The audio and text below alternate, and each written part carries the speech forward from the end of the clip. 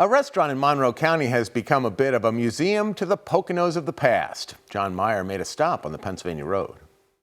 They are images of Pocono hotel history, the grand old resorts.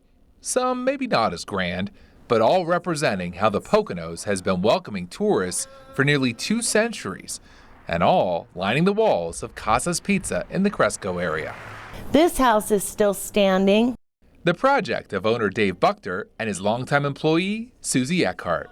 It's hard to even imagine like the tourist spot that it was back in, in the early 1900s. Kasa's Pizza has been in the heart of all that tourism a long time. Dave has owned it for 40 years. He got this idea visiting Cooper's in Scranton. And I started thinking, like, I learned a lot at Cooper's by looking at the pictures and reading stuff. And I thought it would be interesting to do something like that here, and that's when I started talking to Sue about it.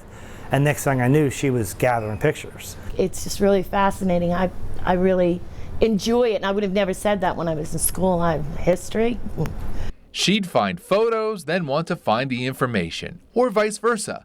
Many of the old images include a description. And even if I find an old ratty postcard, and it might have some writing on the back, it's all a clue. So it's kind of like being a detective. The types of tourism have changed dramatically here over the years. So has the landscape. What was the impressive Pocono Haven Resort is now a Burger King at the 5 Points intersection. Here's the circus coming to town.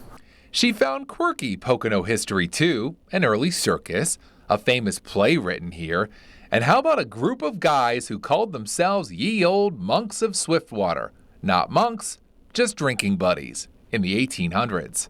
You get a taste of history, you get to see some things that you never had a chance to see, or maybe only your parents saw, or your grandparents, so that was the interesting part of it. This is an evolving wall, and we're going to keep working on it and fill in more gaps, and I don't know, maybe you'll have to put in an addition.